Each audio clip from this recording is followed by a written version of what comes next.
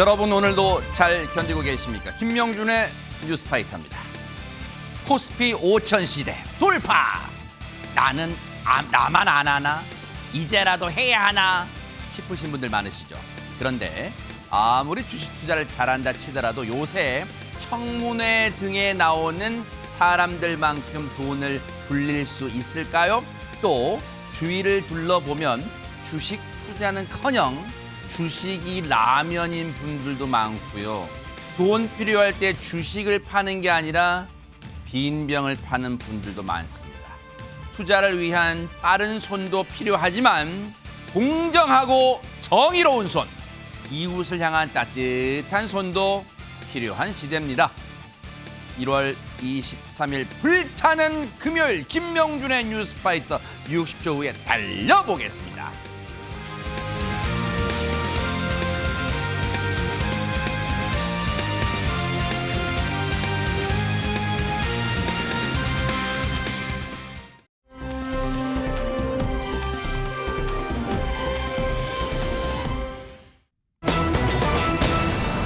방송활동 중단한 박나래 씨, 근황이 궁금하셨던 분들 많으실 텐데 오늘 전혀 예상치 못한 곳에서 포착이 됐다면서요, 김현주 평론가님. 네, 그렇습니다. 전 매니저와의 법적 분쟁, 그리고 주사 이모라고 불렸던 사람으로부터 불법 의료 시술을 받은 의혹 때문에 잠정적으로 활동을 중단한 바 있는 박나래 씨죠. 네. 그제 늦은 저녁에 서울 중심가에 위치하고 있는 한 막걸리 양조기술 학원에서 그 모습이 포착이 됐습니다.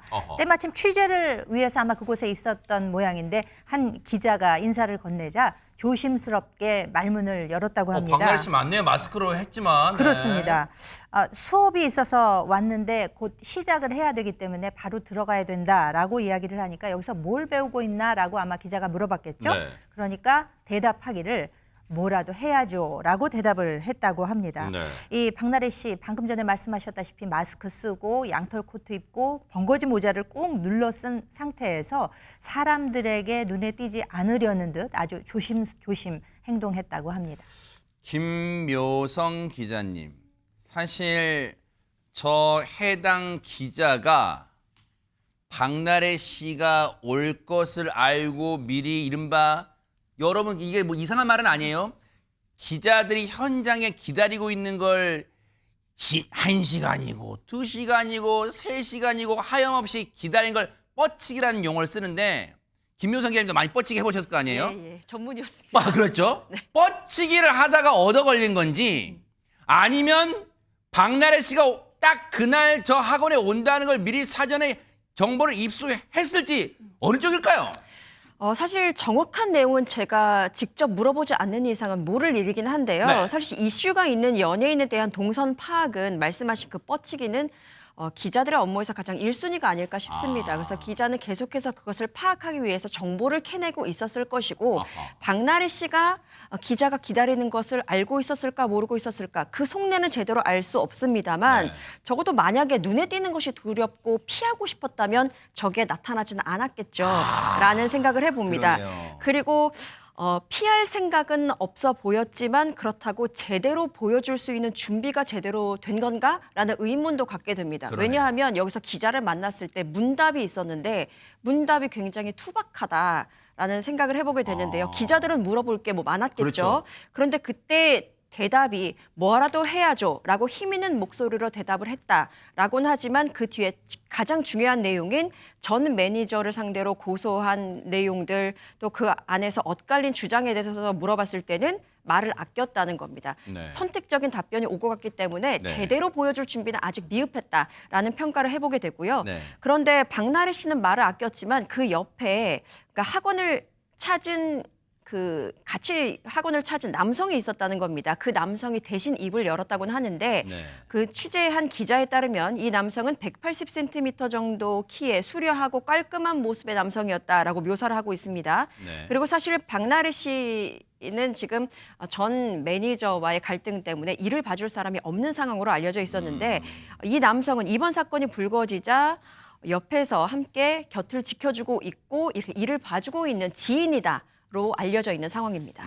지인 겸 매니저 역할을 일단은 지금 해주는 것 같아요. 사실상 매니저가 없으니까. 그런데 보세요.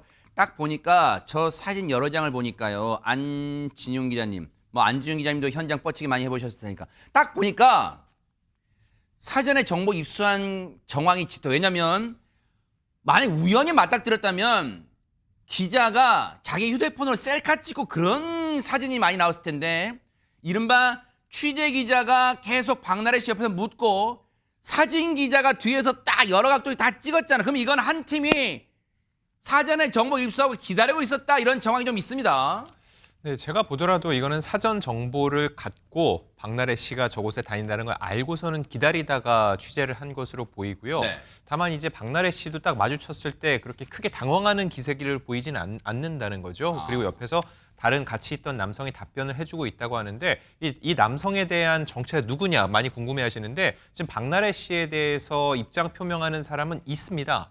지금 문제가 일으킨 전 매니저 전에 박나래 씨가 전 소속사에 몸담고 있었거든요. 8년 동안 있던 소속사에서 함께 일하던 매니저가 있는데 현재 박나래 씨가 공식적인 매니저는 아니고 박나래 씨가 도움을 청해서 기자들의 전화를 받고 답변을 해주고 있습니다. 아마도 그 사람일 것으로 추정이 되는데 그래서 박나래 씨에 대한 질문에 대해서 이렇게 얘기를 합니다. 정서적으로 많이 어렵고 힘든 시기다. 조금이라도 해소하기 위해 본인이 관심 있는 것 중 나름대로 신중하게 생각해 어렵게 골랐다라고 얘기를 했고요. 네. 정서적으로 집중할 수 있는 환경이 필요하고 이곳은 공부하는 곳이라고 얘기를 했습니다. 그리고 박나래 씨가 혼자 있는 외로운 상황에서 이겨내기 위해 노력하고 있다라고 얘기를 했는데 어떻게 놓고 보면 이런 답변들이 어느 정도 준비돼 있는 게 아닐까. 즉 기자들이 여기 올 걸 어느 정도 알고선 대비한 게 아닐까라는 생각도 드는데 조금 전에 자막으로도 말씀드렸지만은 이 장소가 막걸리 양조 기술이라는 거죠. 만약에 미리 약속된 곳이었으면은 박나래 씨가 술과 관련된 여러 논란이 있는데 굳이 막걸리 양조 기술을 배우는 곳에서 마주쳐서 얘기를 했을까라는 생각이 들기도 합니다. 왜냐하면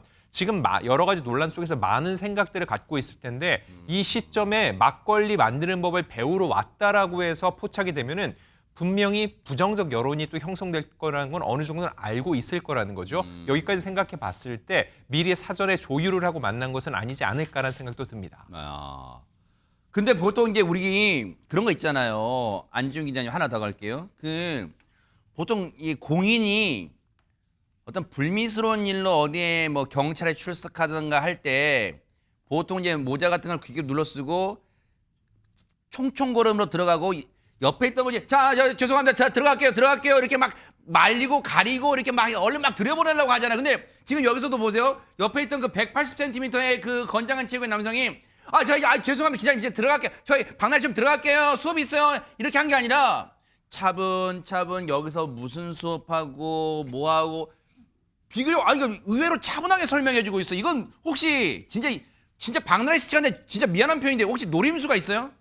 사실 그 부분에 대해서 정확하게 속내를 알 수는 없습니다. 다만 생각을 해보면은 여러 가지 돌발 상황이라고 했을 때는 상대적으로 굉장히 차분하게 입장을 밝히고 있는 모습에 있어서 혹시라도 준비된 멘트가 아닐까라는 생각이 들 수 있다는 거죠. 네. 다만 딱 맞닥뜨렸을 때 여기서 만약에 허둥지둥대고서는 만약에 여기를 급히 피하는 모습을 보였으면은 박나래 씨는 부정적인 여론, 뭔가 잘못해서 피한다는 느낌이 강해질 수밖에 없겠죠. 반면 지금 박나래 씨는 본인이 잘못한 것은 잘못한 거지만 내가 잘못하지 않은 부분에 대해서는 이제는 적극적으로 대응하면서 반박을 하고 있는 모양새를 보여주고 있습니다. 네. 이렇게 놓고 봤을 때 이 사진을 보고서는 오히려 박나래 씨에 대해서 또 동정 여론이 일 수도 있거든요. 여러 가지 상황을 고려해서 지금 정확히 어떤 상황이고 박나래 씨가 이거를 멘트를 보더라도 네. 혼자 있는 외로운 상황에서 이겨내기 위해 노력하고 있다라는 이미지를 주기 위해서 네. 그렇게 하나하나 세세하게 답변을 하고 도망치는 듯한 뉘앙스는 주지 않으려 노력했을 수도 있습니다. 근데 혼자 있는 외로운 상황을 이겨내려 노력한다 하면서 부연 설명했던 게 장윤미 변호사님 정서적으로 집중할 수 있는 환경이 필요하다.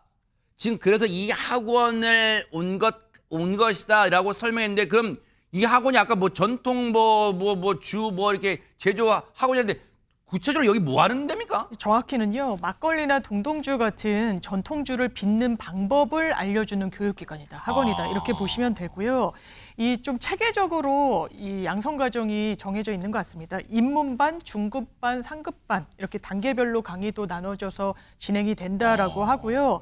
또 전통주만 다루는 것이 아니라 고량주나 와인 등 다양한 주종을 만드는 법에 대한 강의가 이루어지는 곳이라고 하는데 그런 데가 있는 걸 처음 아신 시청자분도 저도 많으실 그렇습니다. 거예요. 네. 그런데 이게 이제 취미반도 있고 또 전문가 양성반도 있을 수 있어서 하루짜리 단기반도 있지만 조금 더 심도 깊게 배우고자 하는 분들한테는 이 양조 기술을 습득할 수 있는 심화 실습 과정까지 수업으로 구비를 하고 있다라고 합니다.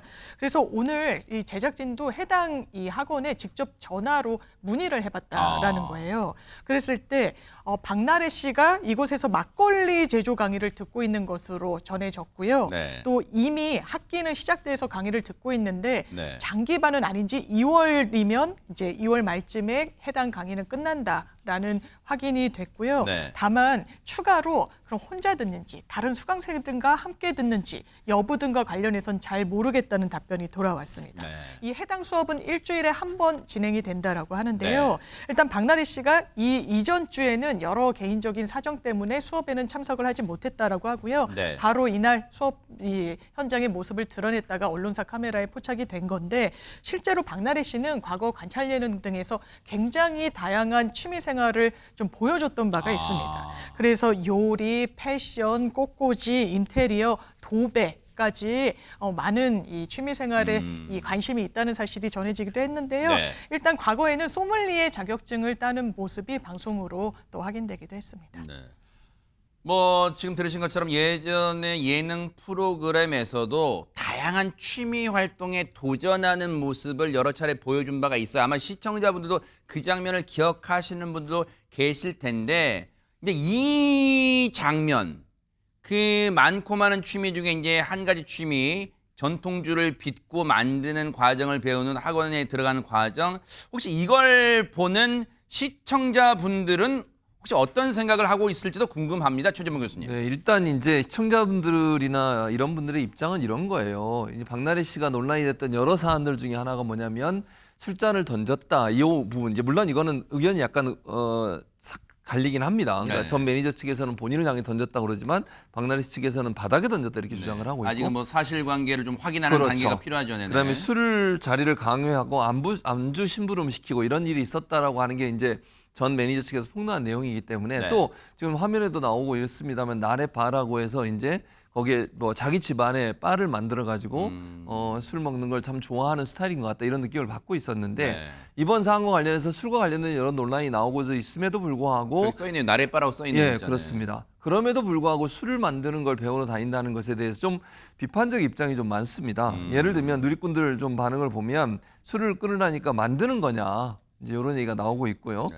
지금 상황에서 또 술과 관련된 모습이 나오니 아쉽다 이런 글도 있고 반면에 또 무너지지 않으려고 뭐라도 해보는 거 아니겠냐 이런 것까지 비난하는 건 과하다 이런 얘기가 있는데 제 개인적인 생각을 좀 말씀을 드리면 저는 이렇게 생각해요. 집중할 곳이 필요해서 학원을 다닌다고 그랬잖아요. 꼭 술을 만드는 학원을 다니면서 집중을 하는 것이 맞을지 또 다른 집중할 수 있는 여러 방안들이 있지 않겠습니까? 뭐 책을 읽는다든지 좀 뭐랄까요. 사회적으로 본인도 얘기했지만 여러 가지 이제 이런 논란을 일으킨 부분에 대해서는 본인도 반성하고 있잖아요. 그럴 기회를 갖기 위해서 뭐 다른 여러 가지 방법이 있을 수 있다고 저는 생각합니다. 개인적으로. 네. 굳이 논란이 됐던 술을 만드는 학원에 다니면서 거기서 집중을 한다는 것이 과연 시청자들이나 아니면 본인을 좋아했던 팬들이 받아들일 수 있는 수준의 것인지는 논란이 될 수 있다고 생각합니다. 법적 다툼 절차는 그 절차대로 진행을 하되 왜 이런 지경까지 왔나 하는 자신을 돌아보는 시간은 꼭 가져야 되지 않을까 박나래 씨가 그런 생각해 봅니다. 앞으로 이제 어떻게 흘러갈지 박나래 씨 둘러싼 여러 가지 의혹들, 논란들 뉴스파트가 계속해서 따라붙어 보도록 하겠습니다.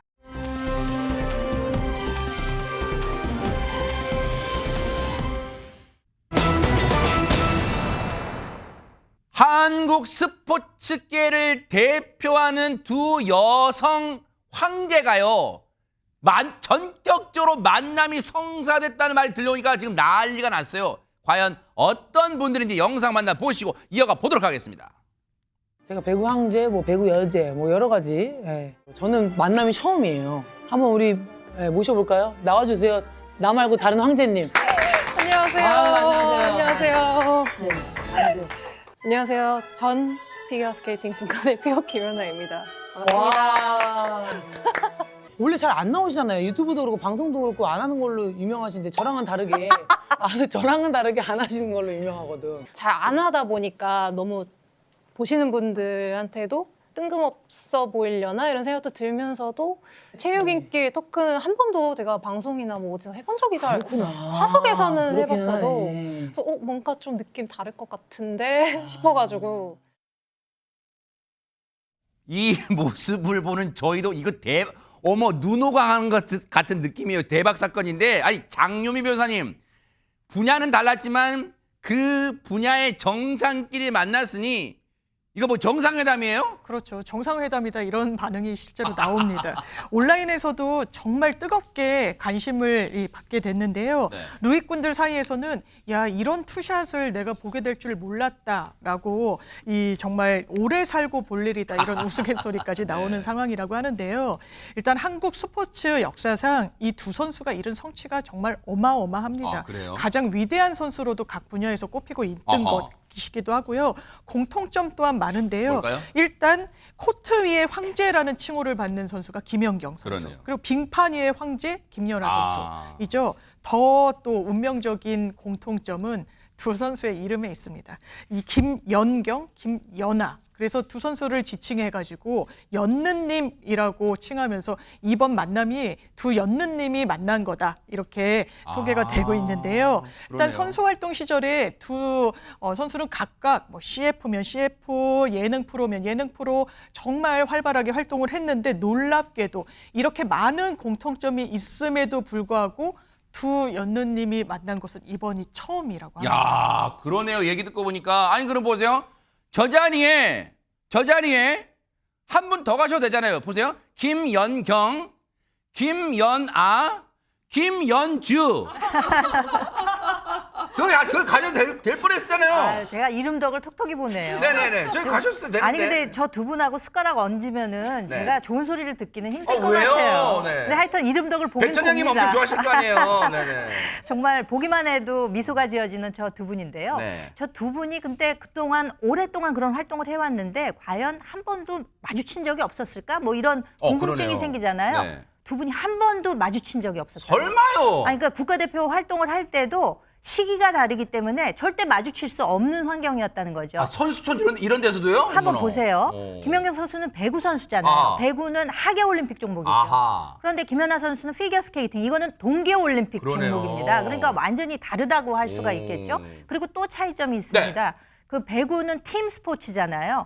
그런데 김연아 선수가 하는 피겨스케이팅은 뭐 솔로 활동을 주로 하다 보니까 그렇죠. 혼자서 활동을 하게 되고 그러니까 아무래도 아. 태릉 선수촌 같은 데도 입촌을 하지 않았다는 거죠. 아, 그래요? 그러니까 한 번도 마주친 적이 없다는 거고. 그러니까 김연아 선수는 이렇게 보게 되면 뭐 전지 훈련이나 뭐 이런 것들을 많이 갔었잖아요. 그랬죠. 해외 활동도 네. 많이 했고 이랬기 때문에 더군다나 두 사람이 한 번도 마주친 적이 없었다는 사실이 정말 놀랍습니다. 야, 아니 듣고 보니까 김묘성 기자님 두 사람이 스포츠계, 그러니까 체육인이란 것 때문에 공통점이 많은 줄 알았는데 의외로 전혀 다른 길을 진짜 걸어왔네요. 네, 그렇습니다. 어떻게 보면 캐릭터적으로는 극과 극이었다라고 말씀드릴 수도 있겠는 게요. 두 사람의 인기 비결 자체가 기반이 달랐습니다. 아까 말씀드렸다시피 뭐 배구라는 종목은 일단 터프하고 뭐 강력한 점프와 스파이크로 상대를 날려버리는 이런 어떤 승부욕으로 큰 인기를 얻었다면 그렇죠, 네. 김연아 선수 같은 경우는 피겨라는 종목 자체가 발레를 기반으로 해서 굉장히 우아하고 여성스럽고 아름다운 모습으로 사랑을 받은 거잖아요. 그렇게 해서 두 사람은 캐릭터가 좀 다른 모습이었는데 네. 그러다 보니까 다르다 달라 이것까지도 다르다 라면서 사람들이 비교한 게 있습니다. 뭘까요? 두 사람 모두 사실 공통적으로 경기 출전하기 전에 딱 성호를 긋는 모습이 항상 포착이 되거든요. 근데 김연아 선수한테는 어떻게 해석을 붙였냐면 네. 하나님 제가 이 자리에 설 수 있게 해주셔서 감사합니다 라는 느낌이었다면 네. 김연경 선수의 성호는 네. 하나님 제가 오늘 다 부수고 한 명도 올려보내겠습니다 라는 그런 느낌이었다면서 네. 달아도 달라도 이렇게 다르다라는 해석이 있기도 했습니다. 야, 진짜 저 성호 긋는 것도 극과 극인데 진짜 두 사람이 이제는 보세요. 빙판과 코트와 빙판에서 내려왔는데 두 사람의 성격, 분야도 달랐지만 성격도 극과 극이라는데 대체 어떨지 얘기마저 들어보시고 이어가 보도록 하겠습니다. 그때 매일 아침 너무너무 몸이 이제 하루도 가벼운 날이 없는데 그 상태에서 운동을 해야 된다는 게 짧지만 되게 타이트하게 체력을 다 넣는 운동이다 보니까 그걸 해야 된다는 그게 너무 힘들었는데 이제는 일어나면 아무리 내가 몸이 찌뿌둥해도 안 해도 되니까 너무 좋던데요. 찌뿌둥해도 뭐 아무 문제 없. 늘어졌는데 일상하는데 조금만 늘어나 보자. 전혀 지장이 없으니까. 없지. 그 상태를 즐기고 있어요. 저는. 이제는 막 건강을 위해서 해야 된다고 생각은 늘 하는데 이게 몸이 참 안 아예 안 따라주는 해, 것 진짜? 같아요. 그럼 유지를 어떻게 하는 건데? 유지를 어떻게 해?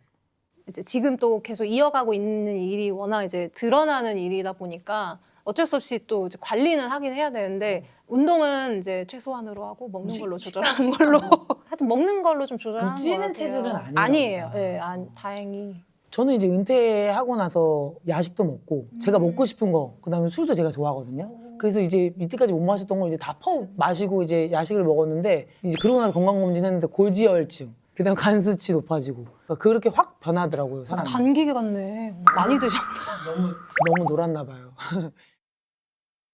네, 맞아요. 단기간에 술 많이 먹고 그 고단백질 안주 먹으면 그렇게 되는데 근데 안진용 기자님 진짜 김연경 씨는 은퇴 후에도 뭐 예능 프로그램 등을 통해서 뭐 감독으로 또 뭐 이렇게 많이 봤지만 우리가 김연아 씨는 진짜 많이 못 본 것 같아요.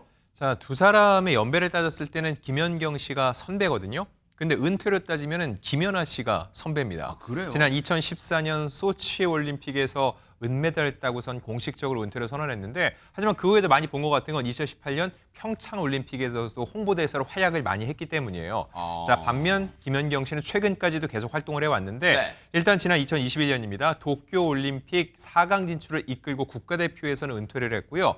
지난해 10월 공식적으로 선수 생활도 마감을 했습니다. 진짜 와, 진짜 성적 화려하네요, 진짜. 그렇습니다. 네. 근데 그 이후에도 좀 두 사람의 행보는 완전 달랐어요. 김연경 씨 같은 경우는 예능 활동도 열심히 하고 개인 채널도 만들어서 꾸준히 대중과 소통을 해온 반면 김연아 씨 같은 경우는 방송 출연이 거의 없었습니다. 네. 개인적 활동은 잘 공개하지 않는 편이었어요. 그랬던 김연아 씨여서 이번 이 나들이가 더욱더 반가울 수밖에 없는데 이렇게 출연을 안 하는 이유가 나름 있었습니다. 뭘까요? 왜냐하면 워낙 어릴 적부터 대중매체를 통해서 노출이 많이 되다 보니까 부담이 많이 된 거죠. 그래서 은퇴 후에는 정말 자연인 김연아로 돌아가서 방송 활동을 자제하고 자신의 사생활을 존중을 해온 건데 그렇다면 이번에는 왜 나오게 되냐? 일단 김연경 씨가 직접 다이렉트 메시지, DM을 보낸 겁니다. 그리고 응하게 된 건데 왜냐하면은 나오는 게 예의라고 생각을 했다는 거예요. 즉 본인의 그 선배 운동인 국가대표 그렇죠. 선배죠. 맞아요. 여기에 대한 예우 차원에서 나온 거라 볼 수 있고요. 또 하나는 이렇게 얘기를 했습니다. 재미있을 것 같다. 이게 무슨 얘기냐면은 일반적인 예능 프로그램에 나오면 예능인들과 어울리다 보니까는 정말 신변 잡기적인 얘기, 사생활 얘기, 결혼 얘기 이런 걸 많이 하게 되는데 정말 운동 선수끼리 레전드끼리 만나서 그들끼리 통하는 게 있거든요. 동병상련의 어떤 이런 공통점이 있기 그럴 수 때문에 있겠네요. 이 자리만큼은 편하게 나가서 자신의 얘기를 털어놓을 수가 있었던 것으로 보입니다. 김연아 씨가 그동안 사실 광고 빼놓고는 이렇게 TV나 영화 통해서 나온 건 거의 없잖아요. 그러다 보니까 그런데도 사람들의 기억에서 잊혀질 법도 하지만 여전히 사랑과 관심을 받는 이유에는 세상에 늘 겸손한 태도 덕분이라고 하는데 어떻게 이렇게 겸손할 수 있을까요? 관련 얘기 들어보시고 이어가 보도록 하겠습니다. 최근에 내가 봤는데 갔다 오셨어요. 엠바사다 막 이런 거 아니에요? 엠바사다. 그럼 어떻게 하나 몰라? 왜 안 불러 나는? 얘가 안 불러. 어제 시간에 있었는데 어제는 사실 운동을 했을 뿐인데 본의 아니게 너무 많은 모습들이 노출이 되다 보니까 그거에 대한 조금 안 맞다 느낌이 들었는지 좀 이렇게 막 굳이 드러내고 이런 거를 좀 선호하지는 않는 느낌이어서 본인이 하시기도 하잖아요. 어제도 뭐 사진 찍어보니까 근데 본인이 이게 먹고 살래니까 해야죠. 본인이 하기다. 지금 피겨를 시작하신다고 한다면 뭐 더 잘할 수 있을 것 같다던가 뭐 그런 거는 어떻게 생각하세요? 저랑 이제 막 계속 같이 나왔던 이제 아사다마 선수라고 두세 명이서 엎치락뒤치락 하는 느낌이었는데 요즘은 너무 잘하는 선수들이 되게 많아요. 누가 1등 할지 누가 1등 할지 이게 예상이 좀 불가능해서 지금 했으면 좀 더 치열해서 지금만큼의 성적을 낼 수 있을지 모르겠고 근데 어떻게 보면은 그런 경쟁이 더 치열하기 때문에 더 뭐 열심히 하고 자극을 받았을 수도 있을 것 같다는 생각. 나 같아도 그래. 만약에 그 질문 혼나고 계신 만약에 질문 들어오잖아. 나는 내가 이렇게 뭐가 더 있어? 더 잘해야 되나 약간 이런 거. 잘했는데. 야 이런 느낌인 거지. 아, 김연경 씨는 역시 개그 본능도 살아있어요. 근데 진짜 김연아 씨 보니까 이 겸손함이 밑에 깔려 있네요. 아, 내가 지금은 잘할 수 있어야 한데 그럴 마음도 가질 법한데 어쩜 지금 후배들 너무 잘해주고 있다. 우리 한국 피겨계가 밝다 또 이런 말도 해주니까 또 역시 겸양의 미덕도 갖고 있습니다. 앞으로 두 황제, 두 여제 각 분야에서 또 열심히 하는 모습, 멋진 모습 보여주시길 기대를 해보도록 하겠습니다.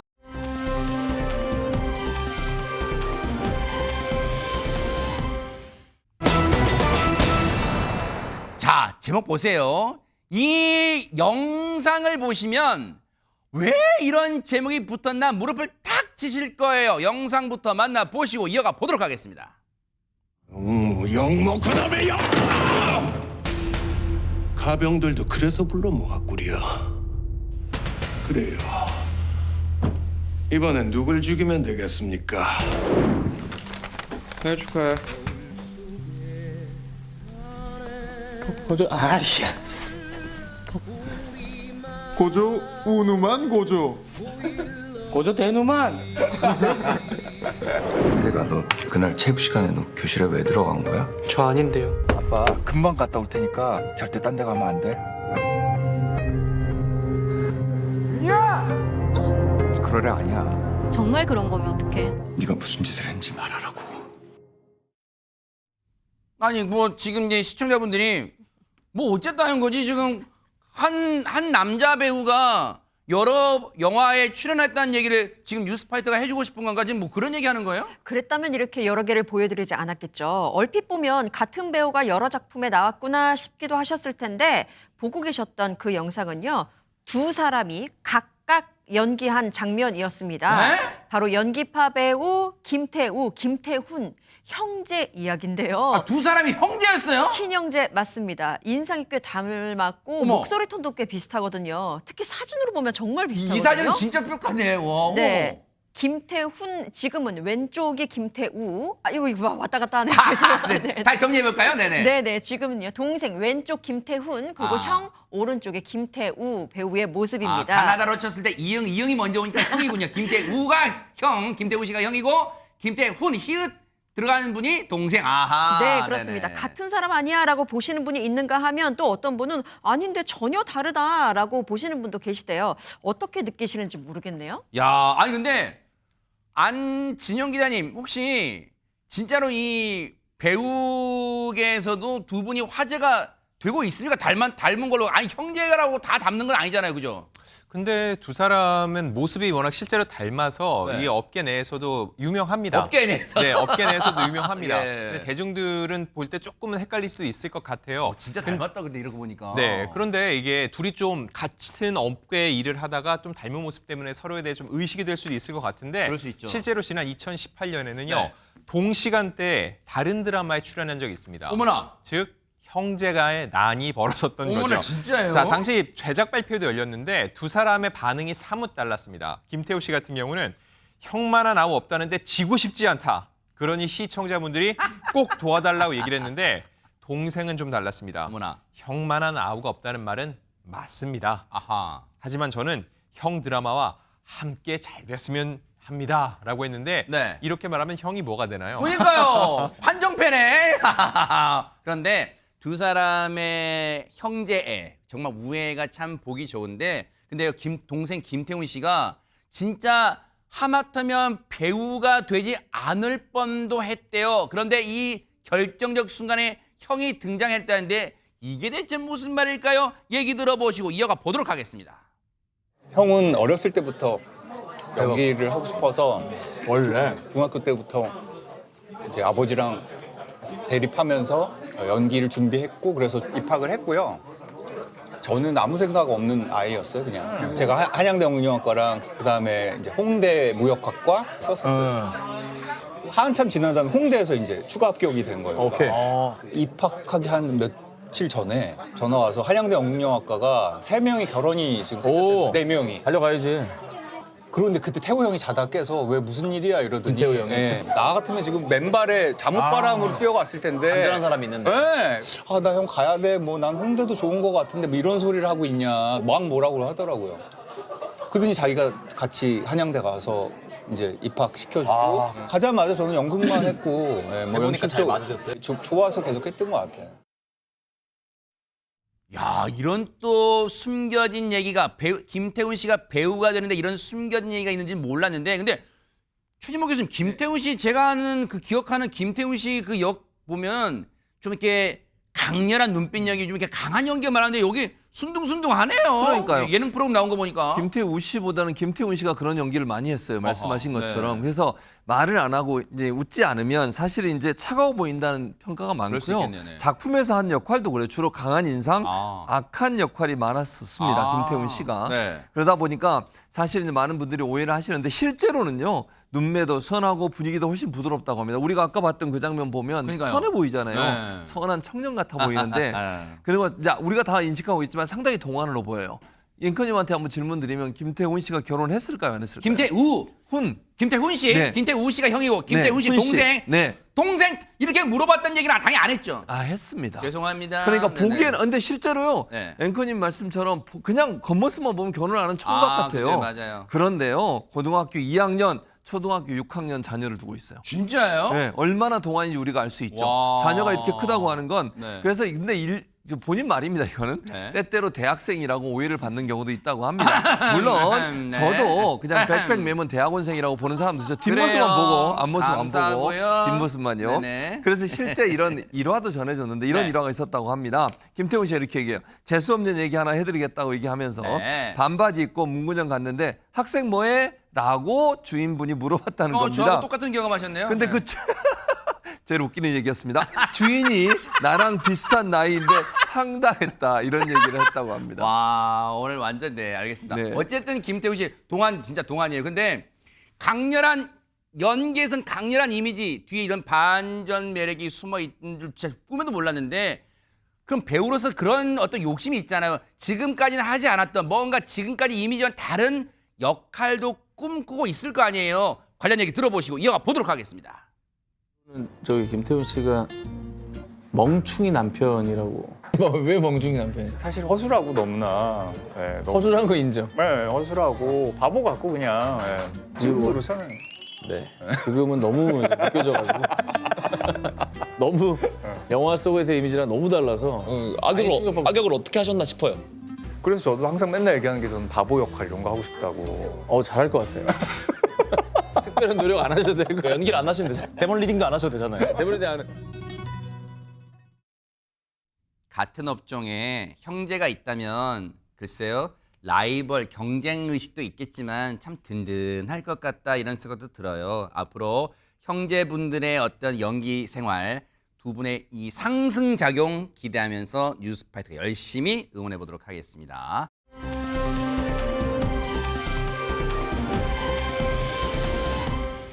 김효석 기자님이 열혈을 해주신 덕분에 제일 뇌리 칵 남아 있었나 봐요. 자, 이렇게 좋았던 분위기를 삽시간에 싸늘하게 만들어버리는 그런 사건을 좀 전해드릴게요.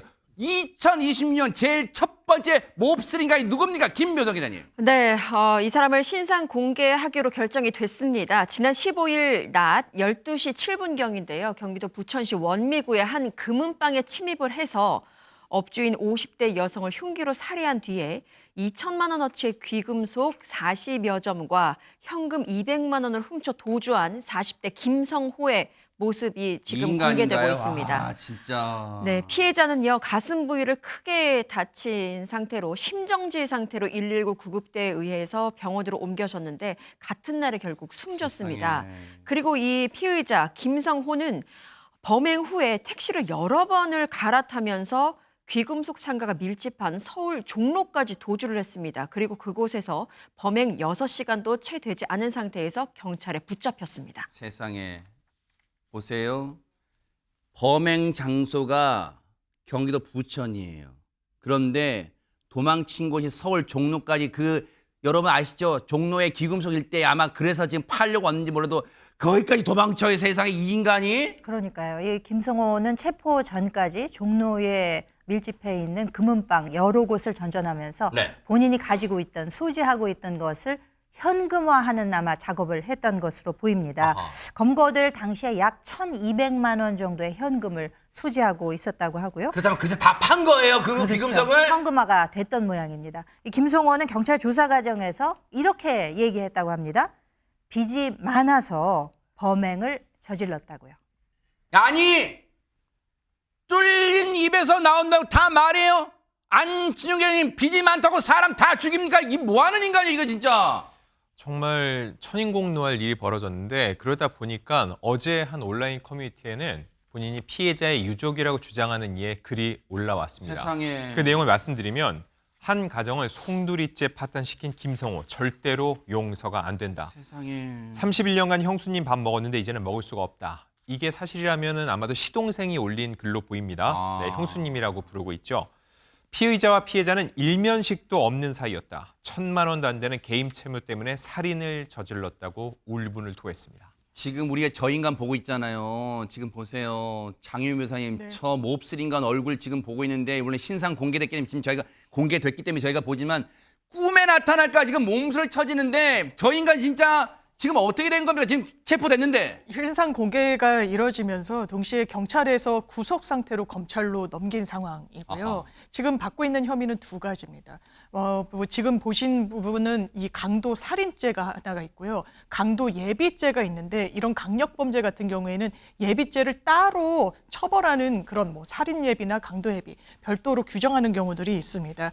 왜 그러냐면 범행 전날에는요. 이 피해자분이 여성분이셨잖아요. 그래서 금은방을 서울, 인천 등지를 돌면서 사전에 물색을 했는데 특히 이 업주가 여성인 이런 금은방만 미리 좀 물색을 했었다라고 하고요. 아, 직원 없이 여성 업주 혼자만 맞습니다. 운영하는 그런 금은방 세상에. 굉장히 치밀했던 거죠. 이 부분이 강도 예비 혐의를 받고 있고요. 또 범행 당일에는 경찰의 추적을 피하기 위해서 미리 준비한 정장으로 갈아입은 뒤에는요. 소지품에 여권이 포함된 것으로 봐서 해외 도주까지 염두에 두는 치밀함을 보였던 거죠. 아, 그럼 보세요. 이때는 서울 종로 도망쳤는데 이때는 막 그 운동복 같은 건데 아까 검거될 때 정장 입었잖아요. 그때 환복한 거 옷을 갈아입은 거 보세요. 정장 저렇게 옷을 갈아입을 정도로 치밀하게 준비했다는 거잖아요. 지금 장윤 변호사님. 그렇습니다. 이거는 진짜 이 비난 가능성을 훨씬 높여주는 정황인 겁니다. 그러니까 굉장히 사전에 치밀하고 계획적으로 범행을 모색했다는 점에서는 더 엄한 처벌이 불가피한 부분이 있고요. 그 이후에도 자백하거나 자성하거나 이런 어떤 선택지는 없이 본인이 잡히지 않기 위해서 끝까지 노력했다는 점은 정말 재판 과정에서도 크게 참작이 좋지 않은 방향으로 될 수밖에 없습니다. 영화 제목이 떠오릅니다. 악마를 보았다. 이 악마보다 더 악질적인 이 인간 반드시 법이 살아있다는 걸 보여주기 위해서 법이 최고로 내릴 수 있는 중형을 선고해 주기를 눈 부릅뜨고 지켜보도록 하겠습니다.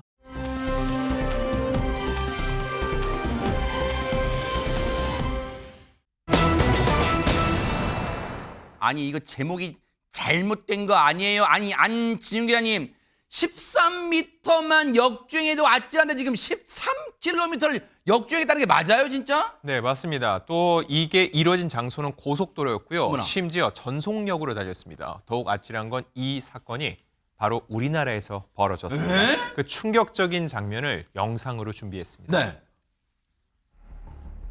고속도로 터널을 지나가고 있는 흰색 SUV 네. 급감속을 하는데 무언가를 피하려는 듯 왼쪽으로 차량을 돌리는 순간 저렇게 갑자기 튀어나온 승용차 한 대가 뒤따르던 차량을 그대로 덮칩니다. 어머나. 고속도로에서 난데없는 역주행 사고가 난 건데요. 출동한 경찰이 운전자를 상대로 음주 측정까지 했지만 감지되지 않았습니다. 어머나. 하지만 술 대신 다른 게 발견됐습니다. 어머 세상에, 아니 지금 이 영상 보는데 저희 깜짝 놀랐어요 지금. 그러면 보세요, 음주 측정인데 술 대신 알코올 이런 게 감지되지 않고 뭐가 발견됐다는 걸까요? 얘기 들어보시고 이어가 보도록 하겠습니다. 우리가 상태를 보니까 이거는 어떤 그 약물이나 이러한 것이 이제 의심이 돼서 차량 내를 좀 수색을 했죠. 수색을 해서 대마를 발견을 한 겁니다. 세상에, 아니 최재범 교수님, 뉴스파이터 통해서 저희가 누차 말씀드리지만 진짜 우리 대한민국 이제 마약 청정 지역 아니에요. 곳곳에 마약이 침투해 있고 대마 때문에 이 마약을 지금 흡입하고 운전했다는 거예요 지금? 그렇습니다. 지금 말씀하신 그대로인데요. 너무 황당무계한 일 아닙니까? 다른 사람한테 피해를 주는 행동을 지금 하고 있는 건데 이게 지난 20일 오후 3시 10분께 이루어졌던 사건이고요. 세상에. 용인시 세종 포천 고속도로에서 있었던 일입니다. 20대 남성이 세종 방향 도로를 달리다 갓길에 정차한 뒤에 갑자기 유턴을 합니다. 이 해서는 안 되는 거예요. 네네. 고속도로에서 갑자기 유턴하면 그러니까요. 안 되는 거잖아요. 그래서 10km가량을 역주행을 합니다. 1차로에 승용차를 들이받고 3km를 계속 더 진행을 했고요. 아, 그러니까 아까 그 터널 바깥에서 먼저 그 충돌한 게 추돌하고. 나오네요, 그렇죠? 그렇습니다. 그리고 3km를 계속 진행해서 제차 1차로 차량들을 연속으로 정면 충돌하는 장면이 찍혔고요. 아하. 20대 남성과 상대 차량 탑승자 6명이 부상을 입어서 병원에 치료를 받고 있는 상황이고요. 네. 같은 날 2시 59분에는요. 경찰에 역주행 차량이 있다는 119 신고를 받고 경찰이 현장에 출동을 합니다. 네. 그리고 나서 남성에 대한 음주 여부를 확인했지만 음주는 감지되지 않았고 그래서 경찰이 이상하잖아요. 저렇게 13km나 역주행을 했는데 음주는 안 나와요. 네. 그래서 횡설수설하는 저 운전자의 태도를 보고 아하. 의심을 하기 시작합니다. 네. 그리고 차 안을 수색을 해서 대마가루 2에서 3g과 흡입 도구를 발견하게 됩니다. 당연히 저 몹쓸인간은 당연히 엄한 처벌을 받겠지만 장유미 변호사님, 자, 저 인간이 대마를 흡입했지만 이 대마가 어디서 나는지, 대마를 누구한테 구입했는지 그런 거 다 따져보겠죠? 당연히 그렇습니다. 마약을 흡입했다는 혐의로 이 용의선상에 오르게 되면요. 이 구입 경로는 어떻게 됐는지, 그러면 흡입을 했다는 사실은 자백을 했다라고 하는데 누구와 함께 했는지, 그리고 본인이 또 재판매를 하질 않았는지, 왜냐면 정말 거대한 망처럼 마약은 유통이 되기 때문에 이 부분에 대해선 당연한 기본 사실로 수사기관이 조사를 할 수밖에 없고요. 이 남성도 지금은 조금 다친 상황이라고 합니다. 그래서 추가로 진술을 확보한 이후에 구속영장을 경찰이 신청할 예정 중에 있습니다. 그래요. 인도주의적 차원에서 일단은 치료받게 한 다음에 조금 상태가 좋아지면 저 인간 통해서 반드시 그 일망타진할 수 있는 대마 조직 반드시 검거해 주시길 바라겠습니다.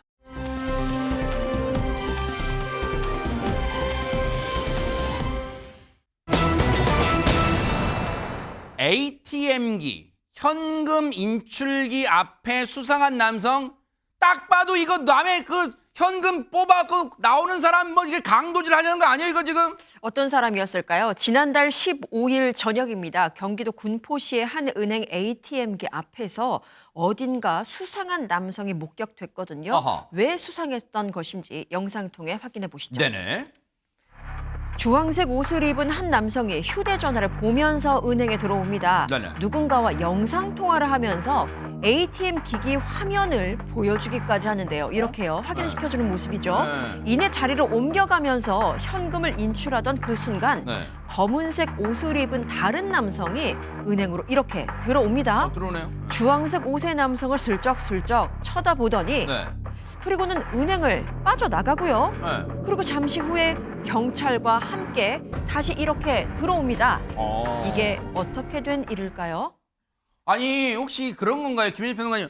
아니 은행 돈 인출하려고 하는데 옆에 사람이 영상통화 너무 시끄럽게 해요. 막 그래서 경범죄 그거 신고한 거예요 지금? 그런 일이었다면은 뭐 별일이 아니었겠지만 이 휴대전화 너머로 영상통화, 그 현금 일출하는 장면을 보여준다는 건 예사로운 일은 아니잖아요. 그러네요. 이 지금 주황색 옷을 입었던 남성은 보이스피싱의 현금 인출책이었던 겁니다. 아하. 그 뒤에 따라 들어왔던 그 남성분은 본인이 은행 볼일을 보러 우연히 들어왔던 것인데 검은색 옷 입은 분이요. 네. 근데 저분은 휴무를 맞았던 경찰이었습니다. 어머나. 경찰의 촉이 발동을 했던 거죠. 왜 저런 일을 할까? 뭔가 의심쩍은데라는 생각에 경찰에 신고를 하지만 이곳에서 신고를 하지 않고 은행을 빠져나가서 신고를 하고 출동한 경찰과 함께 다시 들어오게 되는 것입니다. 아하. 대체 어떤 점을 수상하게 여겼을까요? 관련 얘기 들어보시고 이어가 보도록 하겠습니다. 하는 길에 은행에 볼 일이 좀 있어서 잠깐 들린 건데 그 문 열고 들어가는 순간에 들리는 말이 좋게 안 들렸어요. 화상 전화를 하면서 인출을 하고 있더라고요. 우리가 일반적으로 돈을 자동화 기기에서 꺼내면 액수가 맞는지 이렇게 확인을 하잖아요. 그냥 이렇게 빼서 그냥 가방에 넣더라고요. 그래서 이거는 틀림없는 보이스피싱 수거책이다라고 생각을 해서 바로 나가서 경찰에 신고를 하게 된 겁니다. 저 위기 순간에도 차분 침착했는데 그러면 보이스피싱 현금 일춘책이라는 게 적발됐으니까 체포했겠죠. 그 과정도 좀 보시고 이어가 보도록 하겠습니다. 친구가 중거는 안 돼요. 지금 600만 원, 1,800만 원 인출했고요. 정기금융 살점 위반으로 8년간 부과합니다.